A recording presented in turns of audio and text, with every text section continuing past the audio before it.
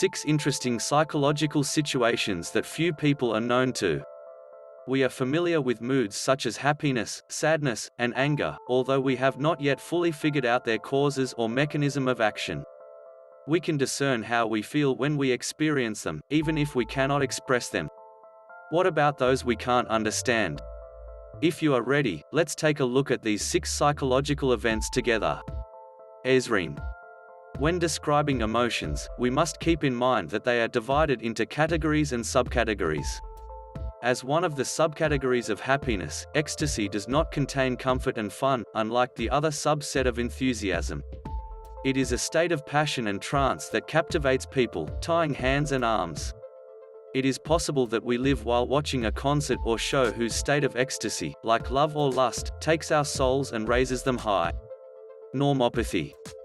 Normopathy, which is used to express adherence to social norms and the morality accepted by the majority, was first spoken by the British psychoanalyst Christopher Bollas. The normopathic person has an unhealthy mood that cannot be independent, unable to make their own decisions. Dysphoria. Dysphoria, which can be summarized as a sad and negative mood, is associated with conditions such as mania, depression, bipolar disorder, general anxiety disorder, and personality disorders.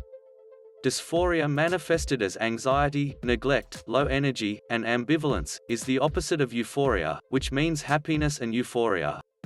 Dysphoria can also be a short-term situation that develops in response to an unexpected event. Abjection. Abjection, which causes us to question the limits of our sense of self, is triggered in childhood by the anxiety and fear of realizing that our body is separate from our family to which we belong. This traumatic state resurfaces as similar separations occur. The most obvious sign of abjection is that we vomit when we witness a terrible event. Repetition obsession. Repetition obsession, a variant of obsessive-compulsive disorder, emerges from an overly controlling character. When this obsession, which manifests itself with behaviors such as checking the stove 3 times before going to bed, opening and locking the door many times, and using the same ways every day, anxiety arises. Sublimation. Many psychoanalysts, especially Freud, it expresses that people act because of their sexual desires. When we restrain this desire, it becomes possible to channel it into a different field, a creative artistic field such as writing or painting. The orientation of this primitive and wild impulse to a specific purpose is briefly called sublimation, refinement or sublimation. A new video every day.